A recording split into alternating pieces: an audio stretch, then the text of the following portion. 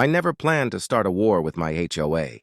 But when Karen, our self-proclaimed neighborhood queen, began sending her family over to my backyard like it was their private resort, something inside me broke. Week after week, they lounged in my pool, left trash behind, and acted like I owed them something. I complained, I warned, and I was ignored. So one day, I decided to teach them a lesson they'd never forget. All it took was a little harmless powder and a lot of patience. Would you have done the same? Drop your location in comment. Let's see how far this story reaches around the world. For years, my backyard pool was my little slice of peace, the one place where I could escape the endless noise of work, bills, and life.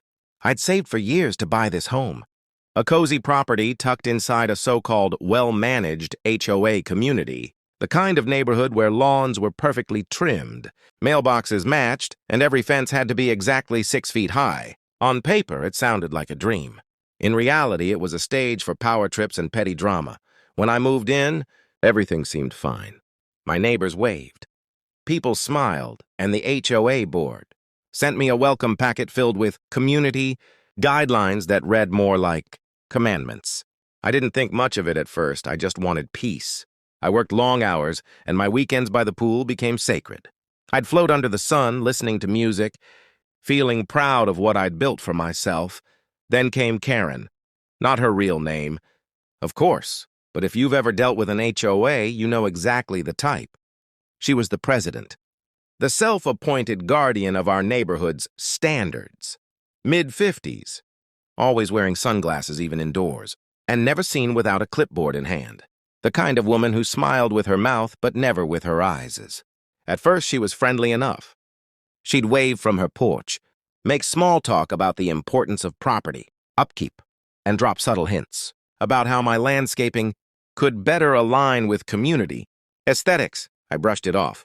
I didn't realize that every one of those conversations was her way of testing boundaries. One Saturday afternoon, I came home to find Karen's husband and 2 teenage kids swimming in my pool. At first, I thought it was a mistake. Maybe they confused our yard somehow? But no. Karen was sitting in one of my chairs, sipping lemonade like she owned the place. I froze. She smiled and said, "Oh, I hope you don't mind." The kids were dying to cool off. "You weren't using it, right?" I didn't even know what to say. It felt surreal. I just nodded awkwardly and went inside, trying to convince myself it was a one-time thing. Maybe they'd apologize later. Maybe it was just a misunderstanding ending. The next weekend, they were there again. Then again. And again. Sometimes when I wasn't home. Sometimes when I was... The worst part? The HOA actually had rules against using other people's private property.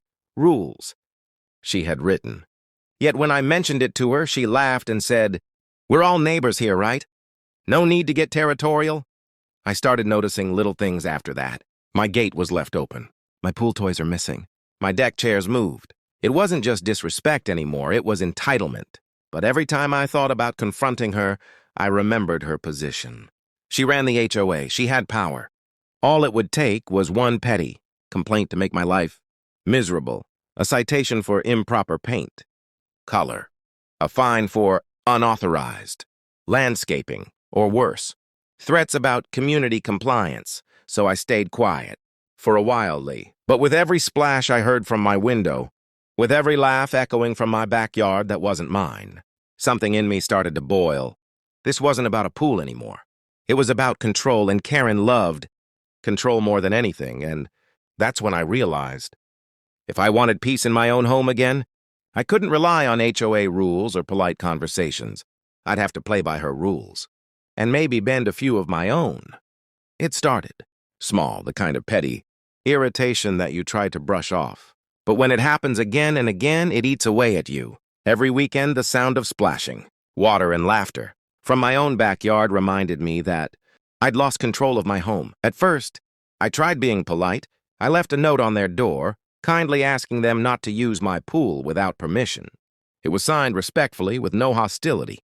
But by the next afternoon, that note was taped to my front door with a smiley face drawn over it, and a single sentence written in Karen's neat, perfect handwriting: HOAs encourage neighborly sharing. That was the moment I knew it wasn't a misunderstanding anymore. It washery. A few days later, I got an official letter from the HOA, signed by Karen herself, citing me for a maintenance issue around my pool area. According to her, the water did not meet safety standards and was a potential liability to the community. It was absurd. My pool was spotless. I had just cleaned it 2 days earlier. But the letter came with a warning. If I didn't address the violation, I could face fines up to $500. The irony? Her family had been the only ones using it. I called the HOA office, but of course it all went straight to her. She acted concerned, said she was just following procedure, and that it would all go away if I allowed the HOA to supervise maintenance for a small monthly fee. I hung up without answering. It was obvious. She was trying to squeeze control out of me, and if I gave her an inch, she'd take my entire property. The following week, I decided to install cameras around my yard, not to be paranoid, but just to have proof in case things got worse. And they did. The footage I captured was unbelievable. Her husband entering my backyard during weekdays. Her kids sneaking in at night for swims with friends. One afternoon, Karen herself walked in, checked the pH balance of my pool water, and even used my pool skimmer like it was hers. That was it. I printed the footage and dropped it in the HOA's mailbox with a note. Use this for your next violation, Ion report. The next day, I got another fine. This time for unauthorized surveillance equipment violating community privacy. I felt trapped. Every move I made to protect myself gave her another excuse to attack me. And the more she pushed, the more the neighborhood turned silent. People stopped waving. Conversations hushed when I walked by. She was poisoning the well, convincing everyone that I was the problem, that I was uncooperative, paranoid, or anti-community. Then came the HOA meeting. Karen loved her. Meetings, little performances, where she could sit at the head of the table and pretend to care about the greater good. I decided to show up that night, hoping to defend myself. Maybe someone would listen. Maybe someone else was tired of her, too. But when I walked in, I could feel the eyes. Her allies were everywhere, board members, neighbors, even her husband. Karen smiled sweetly and thanked me for joining the discussion. Before proceeding to list off my violations, she accused me of neglecting my yard, causing tension with neighbors, and even endangering children by having an unsecured pool gate. None of it was true. I tried to speak, but every time I did, she cut me off with, "Let's stay on topic," or, "Please don't interrupt." It was a public ambush. And by the end of it, she had the room convinced that she was the victim, that she was just trying to protect the community. I left that meeting furious. My hands were shaking. I knew then that reasoning with her was pointless. She wasn't just enforcing rules. She was playing a game of dominance. That night, I sat by my pool, staring at the still water under the porch light. Every sound of laughter from her house echoed in my head. And that's when the idea came to me, something petty, something harmless, but something that would drive her family insane. A few weeks earlier, I'd seen a harmless prank online, a harmless powder that, when mixed with chlorine, turned pool water an eerie shade of green for a few hours before clearing up again. It was totally safe but visually horrifying, the kind of thing that would make anyone think the pool was contaminated or ruined. So, I ordered a small batch of it. Not toxic, not permanent, just a little chemical magic for visual drama. I wasn't going to hurt anyone. I just wanted them to stop. I waited for the perfect moment. It was a Saturday, and Karen's family was in my pool again.